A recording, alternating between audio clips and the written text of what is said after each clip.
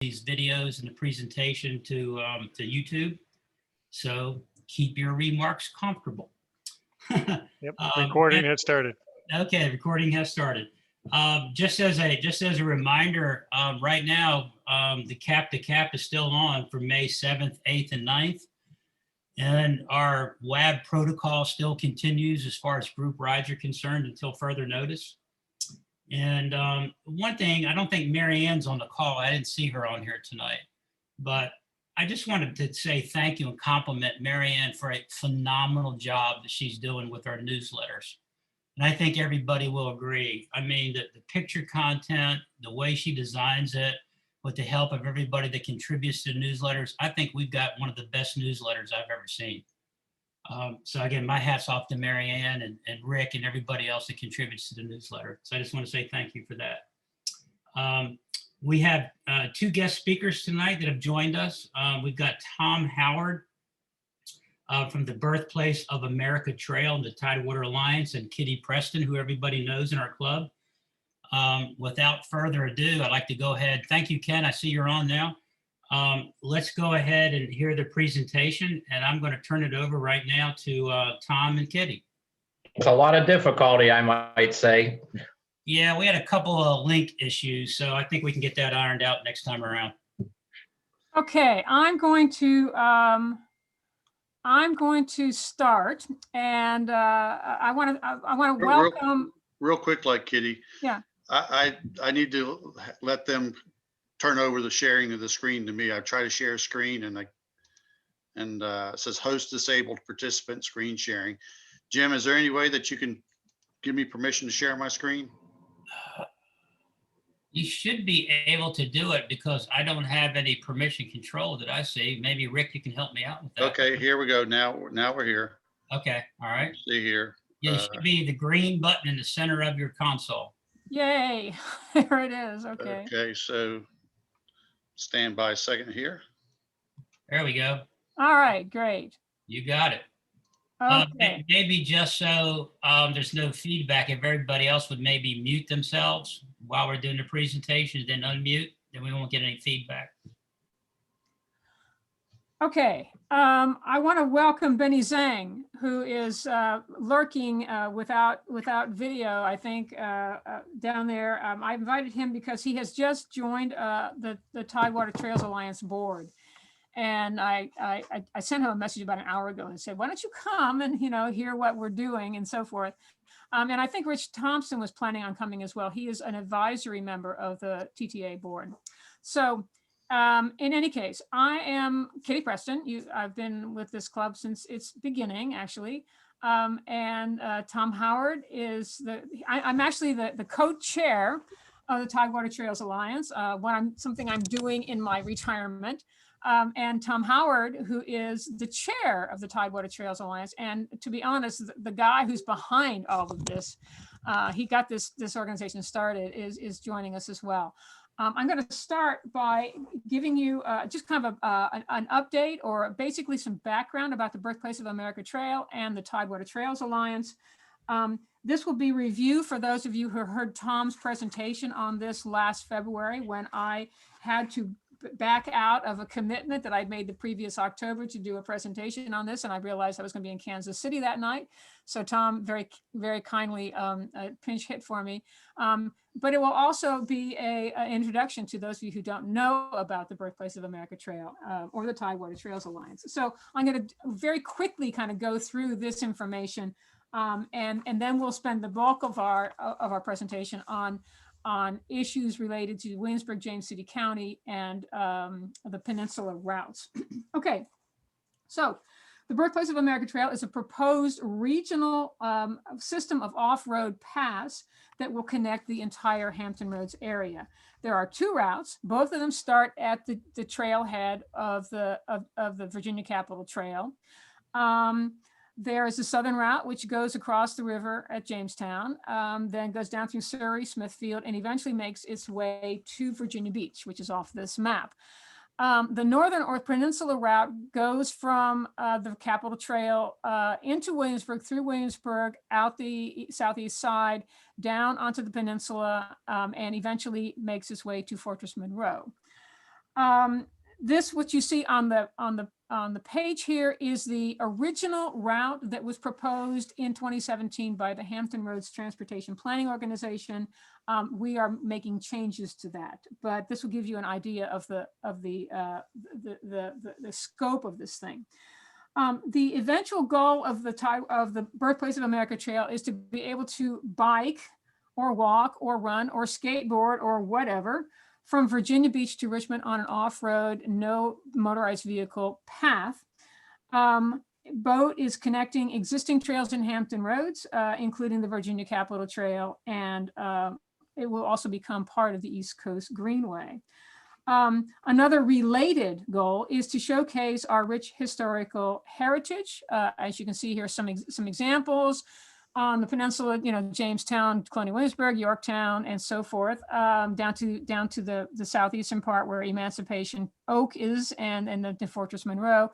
On the south side, Smith's Fort Plantation, Bacon's Castle, the Isle of Wight Courthouse, et cetera, et cetera. So this is great for tourism, and we're trying to sell this to the municipalities and the counties in a way that will make it clear that this kind of a bicycle infrastructure is not good just for bicyclists or runners or walkers, but for tourism and for the entire region. This is extremely important.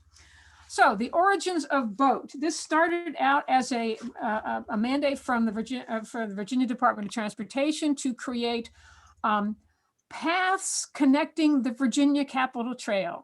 And there were a number of these studies done, not just the one in the Hampton Roads region. In July of 2017, this path connecting Virginia Capitol Trail was called the Birthplace of America Trail. That was the study that was done in the Hampton Roads region. Okay, in 2018, a year later, the Tidewater Trails Alliance was formed by Tom Howard and some other people who decided they weren't going to let this BOAT study just sit on somebody's shelf somewhere. We were going to figure out a way to implement it and to build it. And then in that same year, we became a 501c3 nonprofit organization, which is great for fundraising and so on and so forth. Over the last 2 years, we've had a great deal of activity kind of behind the scenes between 2018 and 2020. The first is advocacy. We've been publicizing the project in forums like what we have here today. We've been discussing the benefits of regional active transportation system with the county supervisors and city councils and transportation people and planning people in the various areas.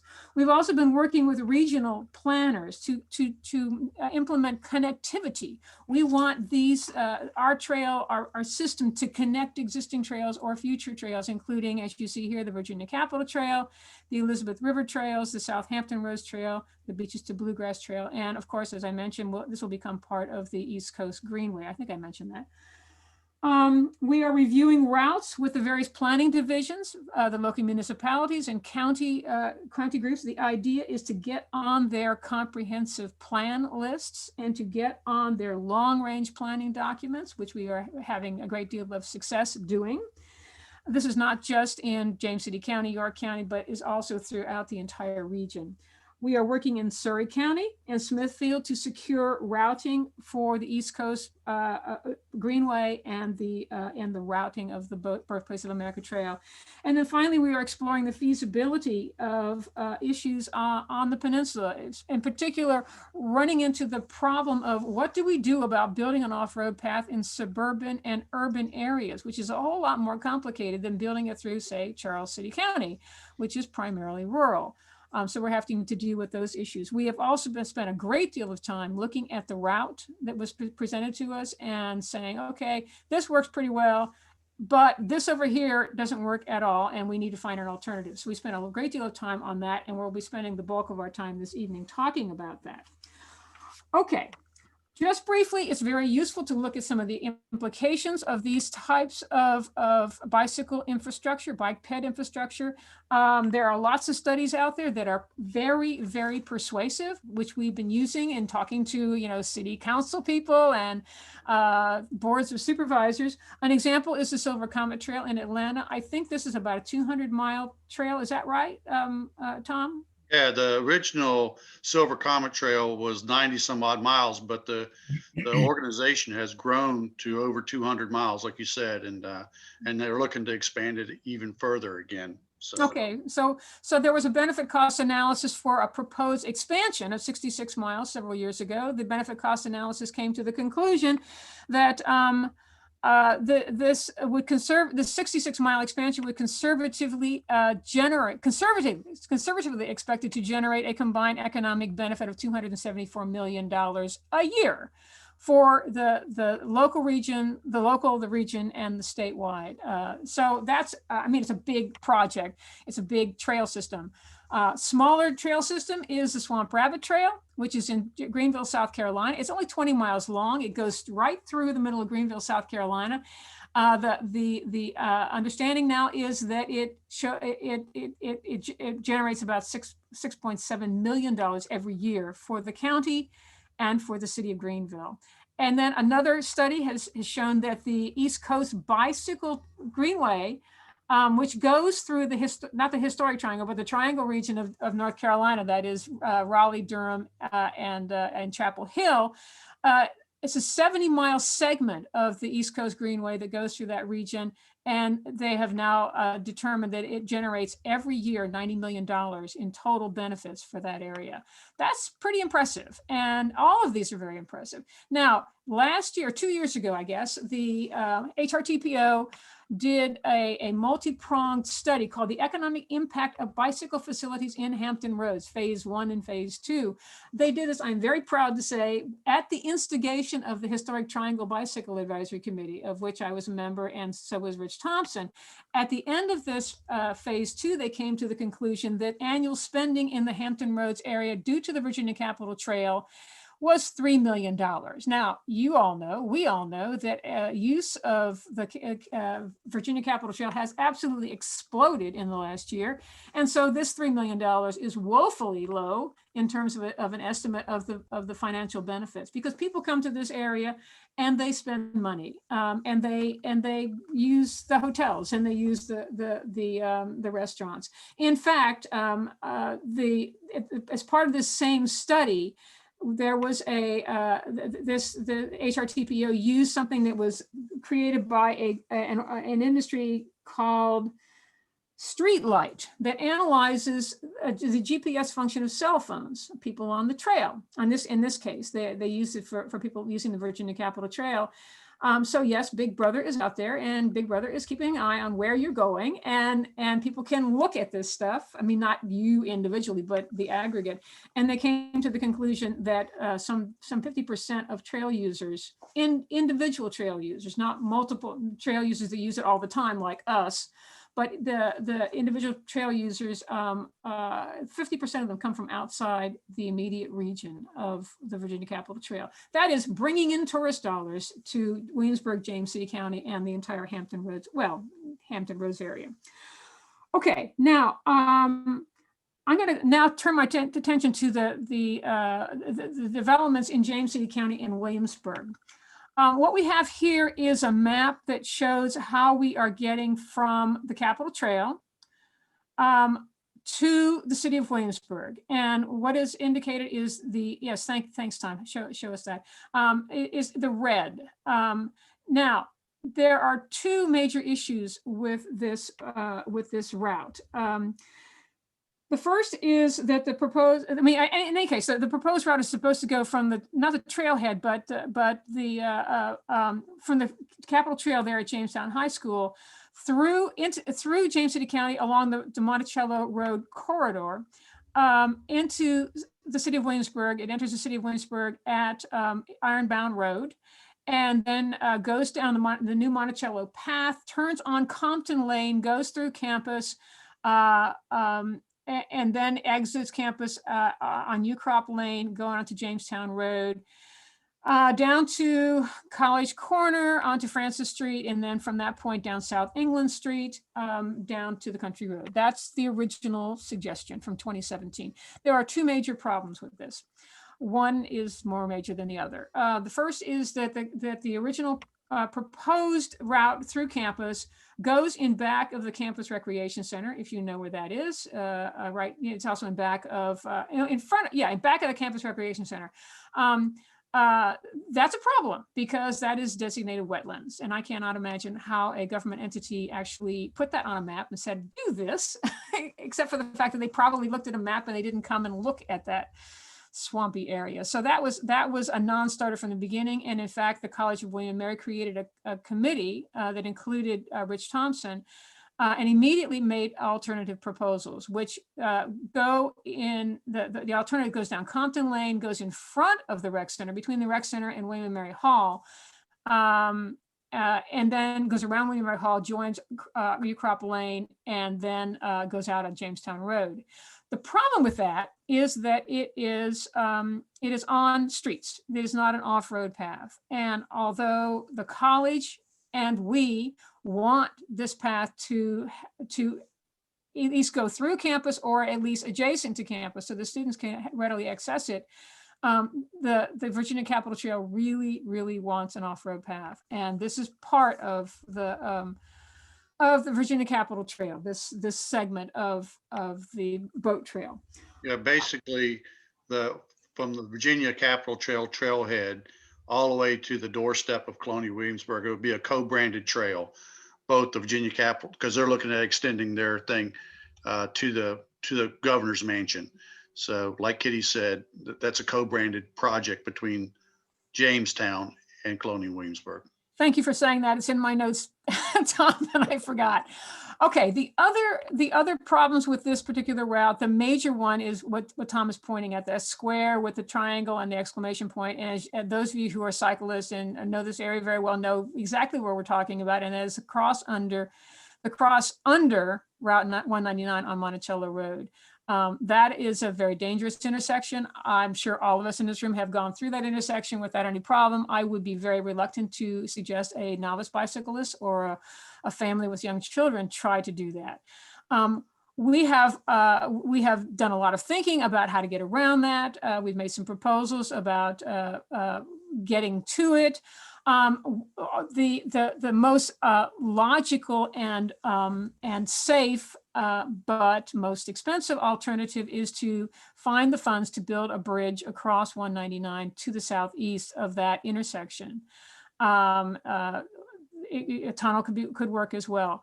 When we proposed that in a meeting with the James City County planners, they basically went, you can't be serious because we don't have that kind of money. So I think at this point, if we follow this route, we will do what we can to mitigate the dangers of that crossing under 199, with the idea that sometime in the next number of years, we'll find the money to build that bridge or dig that tunnel. Meanwhile, we're looking at alternatives to that that crossing. One of them is to use the Powhatan Creek Trail. Which is where this rectangle, no, go back there, Tom. Where this rectangle is that Tom was pointing at, Powhatan Creek Trail to Hickory Signpost, out to Route 5, crossing 199 up here at a signalized crossing, which the VDOT has made a point of telling us is not a signalized crossing for pedestrians or bicyclists, but for cars. That is one alternative. The problem with that, of course, is, well, maybe not of course, but the problem with that is that the Powhatan Creek Trail is a very heavily used trail. It is a safe routes to school trail. It's a great trail, but it's too narrow for what we want. And there are lots of bridges and boardwalks and so forth, and it goes through a swamp. And then if we connect to Hickory Signpost Road, that's a problem as well, because it's a great road for individuals, but to put a path through there would be difficult. So those are the problems. Alternatively, we could go out the Colonial Parkway, which is the dotted line below there. That's okay, except that that is the original route of the Virginia Capitol Trail, and nobody does it as part of the Virginia Capitol Trail. There's no signage that I know of. So people coming from Richmond get to Jamestown and they go, well, here we are. What do we do now? Where's the restaurants and so forth? So that's not really, I mean, it's on the table, but it's not really feasible. Okay, another alternative, you can go now, Tom, to the next map. Another alternative is to go out Jamestown Road, which is still on the table, but in reality, this is a problem because, as you all know, Jamestown Road is too narrow to put an off-road path. We could do it from Marsh Powell out to Jamestown. There's no way it could be done Marsh Powell into 199. There's no way to acquire the land. Route 5, as far as I know, has never really been considered. I think probably for that same reason, because it's because of land acquisition would be very difficult. Okay, so we have to figure out what we're going to do here. Now, once we get into Williamsburg, there are various routes we are looking at to get through the town. One of them is this red line, which is not the original proposal from HRTPO, but the college's alternative proposal, which I've already described.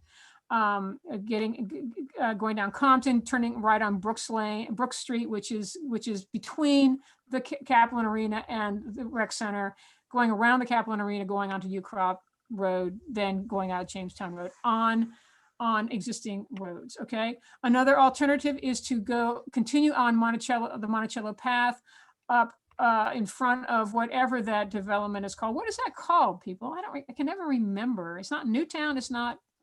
Anyway, Midtown Street. What is it called? Well, whatever, you know what I'm talking about.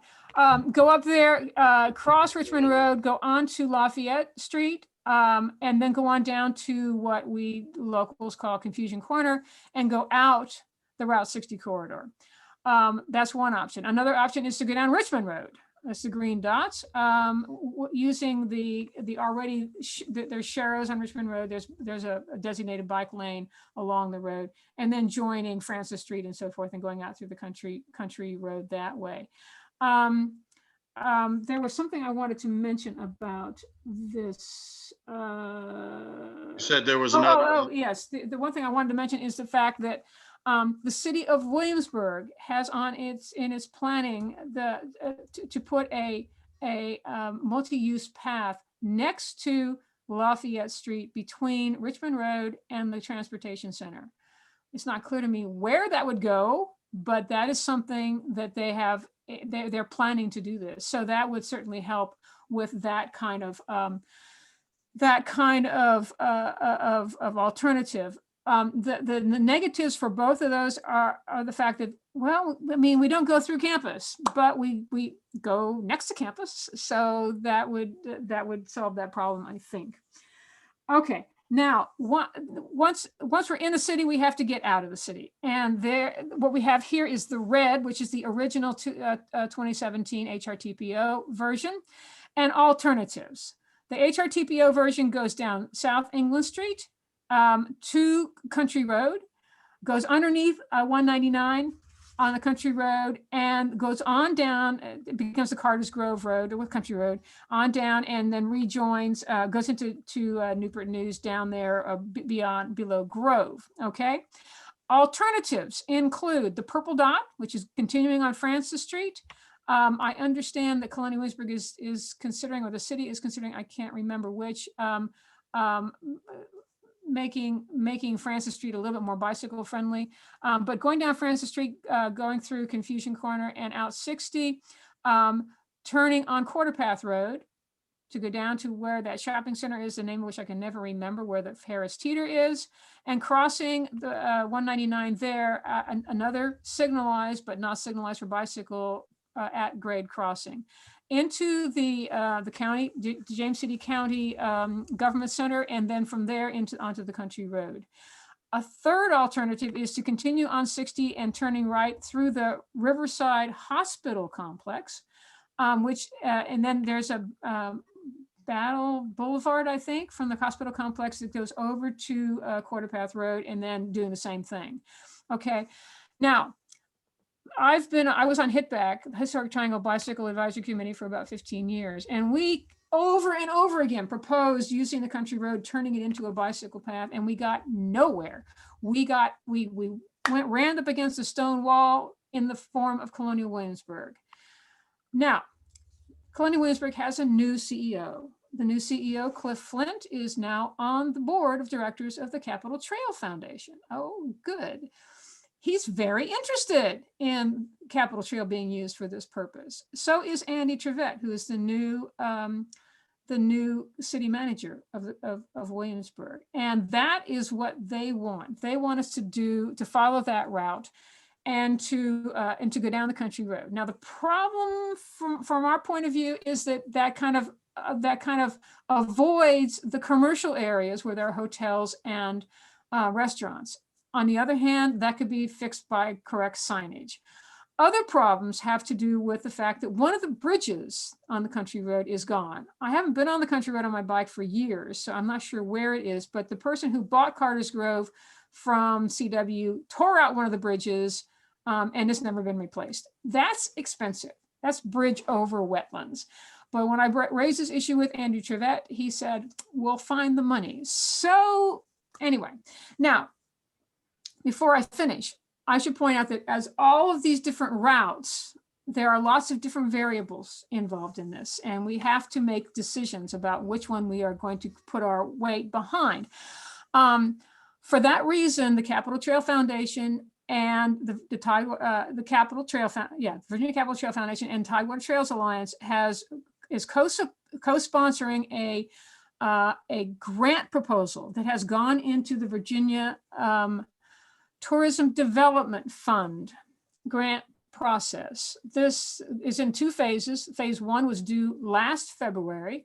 At that point, we were supposed to hear in March about whether we were elevated to phase two, which means a larger, more complex grant. And before that happened, we all got email messages saying, sorry, the Williamsburg Tourism Development Fund is on hold until we figure out what's going on with finances in the city because of the pandemic. Now, in November, I had a meeting. It was me and Tom Howard and Kat Anthony of the Virginia Capitol Trail, and I think Rich Thompson. We met with Andrew Trevette. I had requested this meeting with him because I talked to him at the ribbon cutting for the Capitol, the Monticello Trail, and he was all over boat. He was just saying, this is the greatest thing, we got to get on this and so forth. And I'm saying, okay, fine, let's talk. So we had a meeting with him and he told us, look, I think this is really important. Would you please expand this? I'm elevating you to phase two. By executive fiat. Would you please expand it and not just do the part through Williamsburg, which is what this originally was, but also how to get from the trailhead at the Virginia Capitol Trail into Williamsburg and how to get out of Williamsburg down to Newport News. So we expanded it. Tom helped a lot. And I submitted that grant proposal about 3 weeks ago. I heard last week from Joanne Scribala, who's the liaison to the Tourism Development Fund, and from Michelle DeWitt, who is the financial director for Williamsburg, saying, we like it, it looks great, we're not going to take it and we're going to show it to our compatriots in the tourism fund and so forth. So we're hoping that we're going to get the $120,000, fingers crossed, to do an engineering study of all the variables involved in these different possibilities. And once we get that, and if we get that, then the city will hire the engineering firm, and then we'll get the responses, and then we can start building this thing. So, on to Tom. And all these things are good indicators that we have some momentum going. And once this grant process is finalized, we have some funding, get an engineer involved, we can get some construction plans developed, and then we can start going out to bid to build this thing. So we're really excited about the participation of not only the city of Williamsburg, but the James City County administrators and the general climate in the Williamsburg, James City area. I think everybody is coming to the realization that James City County, Williamsburg, is on the cusp of being the hub for ecotourism, destination tourism by bicycle.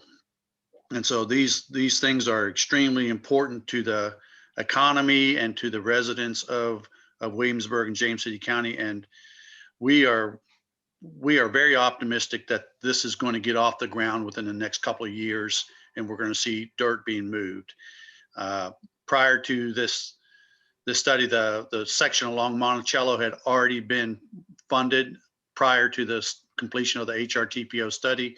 So we're excited that we're on the horizon where we're going to see some new construction on the Birthplace of America Trail. In tandem with some of the things that are going on in the James City area, the excitement extends all the way down through York County, Newport News, and the city of Hampton. And we want to go and take a look at a couple of things that are going on in the Lower Peninsula, because a lot of the membership of the WAB, they do a lot of riding down in the Lower Peninsula. Some of them are citizens of Newport News and York County. So we thought it was extremely important to talk about some of the other developments that are happening on the peninsula and how this ties in with the city of Williamsburg and James City County. Back in June, the TTA has been working very closely with Neil Morgan, Alan Archer. Neil is with the county administrator with York County. Kitty's been to a couple of meetings with him.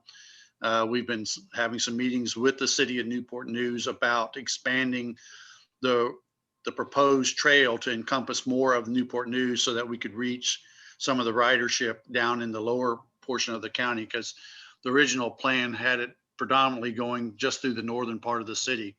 And back in June, we had a resolution passed by the TTA to alter the boat alignment on the peninsula into a loop system with two distinct anchor points, and those anchor points still being Fort Monroe, but adding Victory Arch, Christopher Newport Park down near the waterfront area of downtown Newport News. And the TTA passed that resolution. The following day, we submitted it to HRTPO, and they received those requests. And the HRTPO, for those that, you've heard this term before, it's the Hampton Roads Transportation Planning Organization. They do all the planning for not only interstate, but secondary roads and active transportation, which is what our project is considered when you have a multi-use path. So HRTPO takes that planning document and then they incorporate it into the regional plan. So we submitted that thing on June 17th. They received it. And then we had the new routing into downtown Newport News. And the reasons were is to enhance the active transportation opportunities in the lower area, and also to reach Newport News Shipbuilding. I don't know if any of y'all are employed by Newport News Shipbuilding, but parking is an extremely difficult thing to have down there. And if there was more opportunity to reach that employer by bicycle, I think the traffic situation would be a bit easier, and you wouldn't have to wake up at 4 o'clock in the morning just to get a parking spot. It also meets the needs of the lower end of Newport News in the East End, which was missing, and it utilizes some infrastructure that's already in place. And we'll talk about that here in a little bit. There is a video that I'm gonna show at the end of this presentation that kind of exemplifies the excitement that the city of Newport News has for the project. And we'll get that towards the end, but to kind of stay on topic, this is the original plan for the Birthplace of America Trail from the HRTPO study. Is basically a straight line from James City County down to Fort Monroe. And it kind of was kind of an artery, whereas the new proposed route creates a loop system, and you still has where the purple leg is there, the section going to Fort Monroe, and Victory Arch is down here in this area, but creates a mechanism for the active transportation users on the lower end of the peninsula. So in this process, the city of Newport News looked at the TPO plan, and they had some concerns with the routing that was suggested. Basically, this comes from the Groves area right here, and there was going to be a new crossing that needed to happen over the railroad. I don't know why Michael Baker and the engineering firm that was, employed for this study thought that they could get a new crossing across the railroad, but it's extremely difficult, costly, and the environmental impact and the things that happen is probably not in our lifetime would there be a crossing, a new crossing of that railroad. So instead, the city of Newport News asked that the Birthplace America Trail go directly down into Lee Hall, cross the at-grade crossing right here where the new rail, where the old rail station had been moved to, come back up by Lee Hall Plantation, and finally end up at the new InView project. So the things, this is kind of a map of what the study had coming out of Grove, the crossing, going around the park, and then through Newport News Waterworks area. And the pathway still looks kind of similar to that, but there were some other challenges that came out when we started looking at it, predominantly this crossing right here at Harwood Mill. There was also some routing that went through Newport News Waterworks that was going to be inaccessible because of the property that's needed for the operation of Newport News Waterworks. As a result, we spent quite a bit of time. We took a field trip with like 15 of the city of Newport News, had the police chief there, the mayor, the the city administrator, Newport News Waterworks, the Parks Department, and we all put our heads together. And this is the new routing through Newport News, which goes on the north side of Harwood's Mill and follows some already established trail systems through Newport News Waterworks property. We have presently right now the ability to be able to go from InView Plantation down to the MAC, which is the new sports complex in York County. It's about 15 miles. It's very close to being able to put signs on it and be put into service. This section right here on Denby Boulevard, for those that are not aware of this, because I was not aware of it, there's actually a tunnel that goes underneath Denby Boulevard. So this section right along Denby Boulevard is the only section that needs to be built. And then this section from InView to the MAC would be open and ready for use. And it's an absolutely gorgeous section that can be walked right now. And I encourage anybody that's got like mountain bike or just wanted to take a hike, this section is ready to be used. The one caveat being that from this section right here at InView to the section where MAC is, there would be signs in place that you couldn't use the trail after sunset, because both the Newport News Waterworks property, Newport News Park, the National Park Service, which just goes to the tour road, all have sunset requirements in play. So basically signage would be put at either end. If you can't get through this section before sunset, don't take a trip down this section. So that's being worked on right now. This is kind of a part where we start talking about the loop right here. If you come in off of, it's actually Big Bethel Road where the routing was, come through the community of Coventry. There's already some established multi-use pathways already through Coventry. Short section on Route 17 that needs to be built. There is a creek right here with the new bridge that had to be built, but there'll be a decision point at that intersection. If you go to this section to the right, you'd go through Oyster Point and into the industrial park. If you took a left, you'd start heading towards Fort Monroe. And I'm going to focus primarily on the new stuff that's happening in Newport News so that people become familiar with it. Of course, it's going to go through the already existing multi-use pathways that have been built in Oyster Point Park, and then go across middle ground. There's a new bridge that goes over the train track. It's got a multi-use path on it. And then finally, it would start picking up Newport News Route 1. This is where we start using a different type of routing system called LTS, or levels of traffic stress, that modifications would have to be made to accommodate cyclists and walkers, because it's not just cyclists. We want, moms that are pushing a stroller, or, taking kids out for a afternoon break. But this basically picks up on Newport News Route 1 and follows, once it goes behind Christopher Newport, excuse me, let me get back here. Once it gets behind Newport News, Christopher Newport, there's already a multi-use path that takes it up to Riverside Regional and into the Mariners Museum Park. So from there, goes down by Lions Bridge and picks up and finally goes down to Huntington Beach, Huntington Park area. And there's already like bridges across this area right here, multi-use pathways, pick up a signalized crossing at Mercury Boulevard, back on River Road, and finally working our way into downtown Newport News, and then utilizing some existing infrastructure that crosses interstate into the east end of Newport News.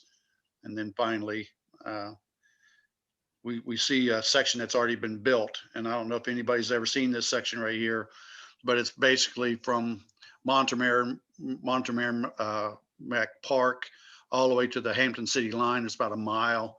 And it's just in its short time of existence. I tend to ride by there quite a bit because I live down in Hampton. There's hundreds of people that are utilizing that short little 1 mile stretch, and we're excited about the potential for the future. Eventually it would go down Chesapeake Avenue and connect into downtown Hampton, and then all the way on to Fort Monroe. So with that, that kind of gives you a brief overview of what's happening in Newport News. And I'm going to try to go ahead and play this video for you to kind of give you an idea of the excitement that's happening in the city of Newport News. This is already on their tourism board. You can actually see it if you go to their website.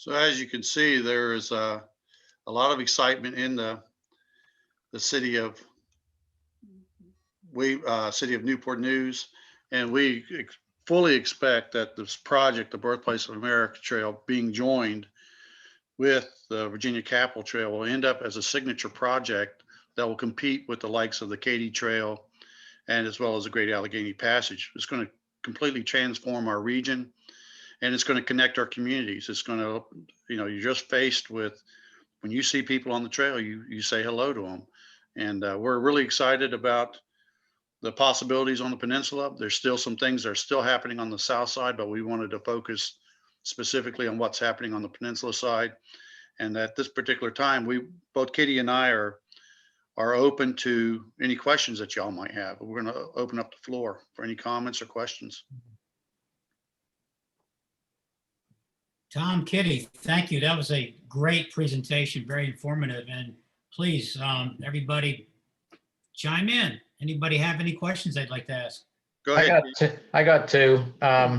One is that area you mentioned where the underpass goes under, I think it's Denby, and you showed those nice pictures of the trail and stuff. Is that all gonna be blacktop or stay rough terrain like it is? I believe that the current plans are to leave it as a gravel hard pack right there, so that you would need like 32 speed tires to get through there. So. And the There will other be thing I some was curious development. about, you mentioned the Capitol Trail. Originally, the plan was to use the Parkway. I'm just curious why you're not high on just using that to get into Williamsburg. That seems to be an easy way to do it. Yeah, and it makes sense. And for the longest time, there was some pushback from the National Park Service about utilizing the Colonial Parkway. There is new management with the Park Service right now that supports actually using the Parkway. However, there's several different objectives in building this project. Utilizing the Parkway does not drive cyclists by hotels or places where they can eat. Right. And the economic benefit, as well as the skirting, it makes it difficult for the students at the College of William and Mary to utilize. And although we are highlighting historical aspects of our community, this is also an active transportation project. So we want to have access to where we're touching schools.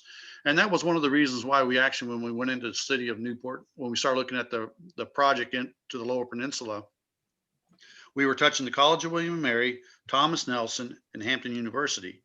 But we completely missed the other institution of higher learning on the peninsula, which was CNU. So that was one of the motivators for altering the project into a loop project, because there's a lot more that goes into an active transportation plan than just from point A to point B. We want to make sure that we are getting to places where people can get on and utilize the project, the path. So. Can I Thank chime in there, Ken? My sense is, I mean, I was part of the group that used to ride from Williamsburg to from Richmond to Williamsburg every May 1st on May 1, that's the beginning of May as Bicycle Month, to promote creation of the VCT. And my understanding at that point, this was however many years ago, was that it was starting in Williamsburg and going on the Capitol, I mean the Colonial Parkway out to Jamestown, and then Jamestown up the route. It hasn't worked. It just hasn't worked. No one does it. No one. I mean, maybe it's partly because of lack of signage, but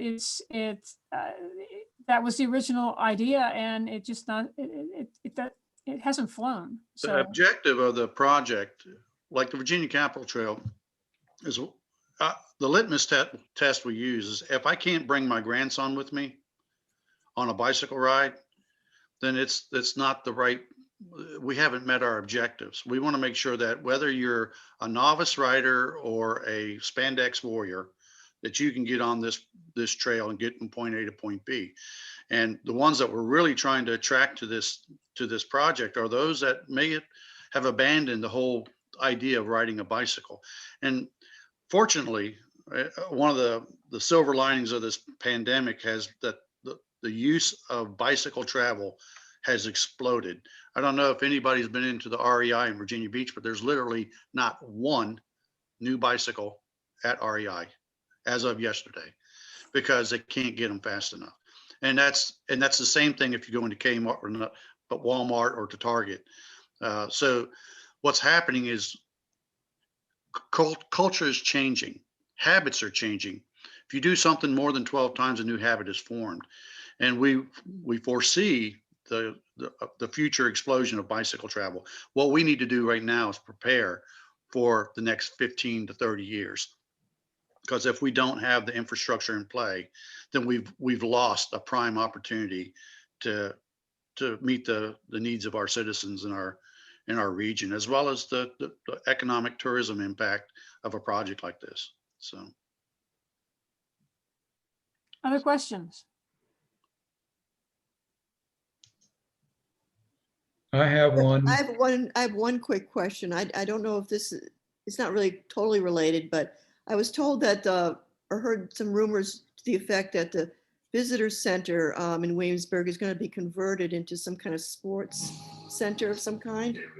Is there anything to that? Do you know? I don't know. I can answer that. This is Benny Zhang. Right now, Colonial Williamsburg is pursuing preliminary discussions with the city of Williamsburg for a sports complex. So it'd be an indoor sports complex. It's very early on in that process. So Okay, I but just I wondered know if there there's are any way active conversations. that this could be, as this is related, if there's any thought about that with the biking community or any kind. That's in a different subject, I guess, another time, but okay. Thanks, Penny. Raul, you got a question? Yes, there was a couple of comments about signage that I thought were kind of interesting, and maybe that's an area that we can maybe try and influence or try and find out what is the driver for getting signage that favors pedestrians and cyclists. I'm very surprised at the attitude about 199 in Tyler, because there's a couple of really big neighborhoods there and a designated bike lane to cross the road. It would be really nice if our carbon bikes would actually trip something. So I usually have to depend on a car to come by to turn that light on. In other intersection areas, there must be a threshold and that sort of thing.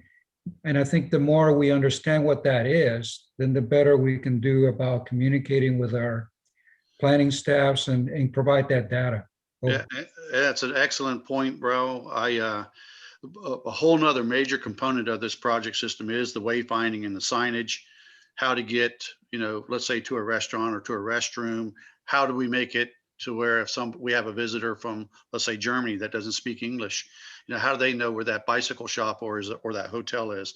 So there's a whole nother component that comes into play. There's also what we are proposing to the Hampton Roads Transportation Planning Organization is to transform the regional signage for not only just the Birthplace of America Trail, but for all the communities in Hampton Roads that adopt what they call a program called Levels of Traffic Stress. And we didn't get into it in this process right here, but we're trying to make it so that the average consumer from a color coding standpoint knows that if it's got a green border around this sign right here, that this should be safe for a novice rider, or if it's like orange or yellow or red, that, hey, this is getting to be a little bit more complicated. I maybe should be a seasoned cyclist to take this from point A to point B, but that's a whole nother subject area. But, the whole thing about whether you mark it in miles or kilometers, how you do it with pictograms, and, the sections where we're trying to go through residential areas using LTS scoring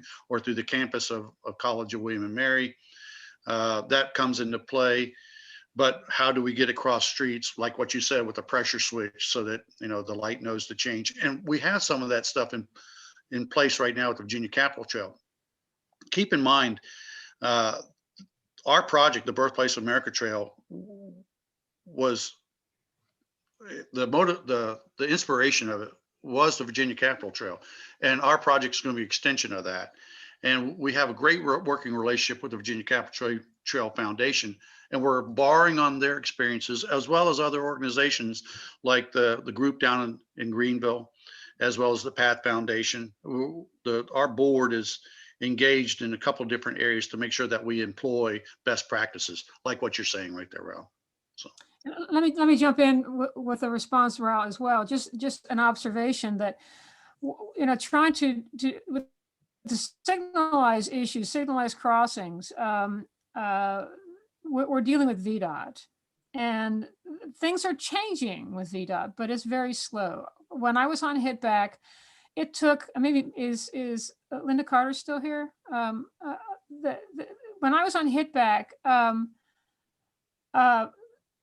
there was a concerted effort to put a pedestrian crossing at Jamestown and 199. It took about 3 years.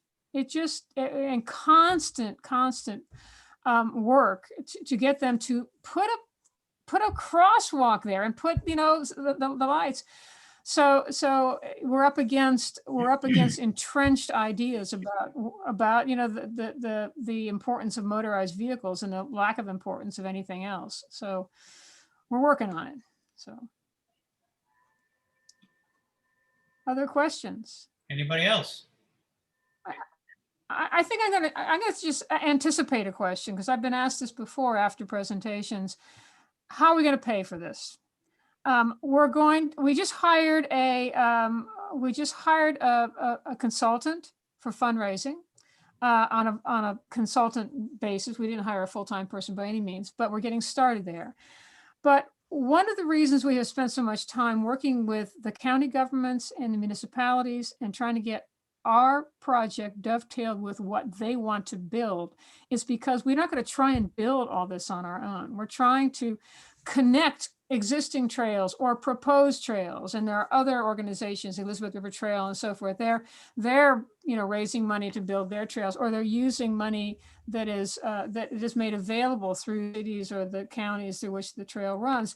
That's what we're doing. So there will be fundraising efforts. And we're going to try working with the state as well.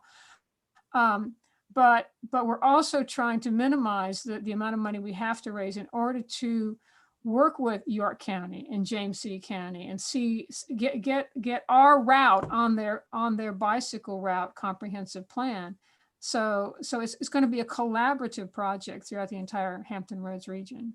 Yeah, the neat thing about the Silver Comet Trail that's down in Atlanta, the organization that's behind that is called the Path Foundation. And 80% of the money that was spent on that project, the 250 some odd miles that they have built, was provided by private money that came from corporations. So I don't know if we're going to be able to replicate that down here, but our organization at some point in time will get to a fundraising capital campaign in order to provide matching funds to state and federal funds so that we can fast track this stuff. Like Kitty said, we have to get it on paper for all the different municipalities so that it's set and we know where we're going, because we can't go to a Riverside Health or Huntington Ingalls, say, hey, listen, we want money to build a trail. And they say, well, where does it go? So, well, we don't know yet. See, that's the kicker. We have to say, yep, this goes from point A to point B. We've already got it mapped out. Everybody's in agreement. And unfortunately, that's what's caused some of the delays with the East Coast Greenways, because they don't know where the project's going to go. We're going to try to make sure that we know where the project is so that when we start going for these capital campaigns, we're going to be hopefully be a little bit more successful to get matching funds for the state and federal stuff and the city stuff that comes our way. So, are there considerations for spurs that would meet up with it, like say from Poquoson out to where you join at Coventry or someplace like that? That is a natural progression of what happens in the trail building, and that's what happened in Atlanta. Is as well as in the Swamp Rabbit Trail down in Greenville. The trail was built. People wanted spurs that went into their communities, and that just it's the gasoline to the engine. We get the main trail built, and others will want to connect to it, and we have found that to be the case on other trail projects. And there was a section. It's already happening on Virginia Capitol Trail right now. Yeah, there was a section of the Swamp Rabbit Trail where they were refurbishing an old warehouse, an old cotton mill kind of thing, and some big corporation bought it. It was about 2 miles or 1.5 miles off the trail, and they put in shops and this and that and the other, and it was a really useful. It was very successful. And they wanted the Swamp Rabbit Trail to make a connection. And the person who's Rich and I were down there talking to these folks, and the guy who was in charge of it, he went and talked to these folks, and they said, "Oh, we'll build it. We'll pay for it. You guys build it, but we'll pay for it." Yeah. Okay, that's for, and it's one of those build it and they will come kind of things. The Silver Comet Trail in Atlanta has just spawned lots of other trails that are connecting and so on and so forth. It's just creating a different mindset about how you get from point A to point B. And, you know, putting a spur in, putting in something like this, I think will transform the region. And I mean, I agree entirely with Tom. So, and I want to apologize, Nancy, I meant you when I said Carter, because you really worked on that intersection, right? At Jamestown and 199. It did take 3 years. I mean, it took forever, it seems like. Well, full credit. I think Alan Turnbull was working on that for years and years before we came along. So it took a tremendously long amount of time. And unfortunately, several residents of nearby apartment complexes were struck by cars and killed in that intersection. Yeah, so really, it was highly needed, and VDOT just dragged their feet. Yeah. Other comments? Rich, do you want to chime in and say anything since you've been on the advisory board for a while? Well, I think all I can do is echo a lot of things you've already said. I think, and Benny may be able to chime in too, because he's got a lot of expertise in this area since he was on the city council of Williamsburg, is that I think our area and region is really realizing more than ever due to the age of COVID that health and wellness is so important to our communities, but also for our economy. And, you know, Kitty and I went down to Greenville, South Carolina. I had the opportunity as a student going to college down that area to realize that was an old dying mill town, and how they had so much insight to start thinking about how we're going to rebrand ourselves and how remarket themselves, that they started putting a lot of emphasis on health and wellness and in recreation, and their trail systems was a big part of that. And it helped transform both that community and actually surrounding communities because of that philosophy. I think Williamsburg has a lot more going for it and James City County than Greenville did going out. It's just we need to capitalize ourselves and take these initiatives forward. And the Birthplace of America Trail is obviously a foundation point. I work at William & Mary, as many of you know, and the students are really getting more and more invested in the aspect of bicycle connectivity in our community. And that was one of the drivers of that new Monticello Trail that you've seen that's come on fruition, and a lot of the trail systems around campus. And I think William & Mary and the students are still going to be very impactful about the desire for these systems to have accessibility for the college and university as well. So those are my points. Benny, you got anything to add? You touched it real well, Rich. And I think from my time on city council, and I think this is something the new city council is taking on in terms of succession from its former members, is exactly what Rich talked about. I think more and more now we're seeing planners from city staff as well as the elected officials to start planning these multimodal trails and trying to enhance the quality of life for its residents in ways more than just, making sure the garbage is picked up on time. So I think what Kitty had presented was a really good one, especially her update from city staff. I think the enthusiasm is very real. We often hear that in politics, saying everyone's excited about everything, right? But here, I think there's really some momentum where you'll see planners, city managers, and also elected officials united in trying to get this project funded and implemented. Hope that captured the point. Yep. Thank you, Benny. Thank you. Well, everybody, I appreciate you inviting us to talk to the Williamsburg area bicyclists. And we appreciate the opportunity to present. We would ask you to keep on talking to your neighbors, your elected officials, and to stay tuned to see what's happening. And when it comes to a point where you think you can contribute something, feel free to pitch in. If you have a question, you can always get a hold of Kitty, myself. I'll make sure that Jim has my contact information, and that way if anybody needs to reach out to me, that can be accessible.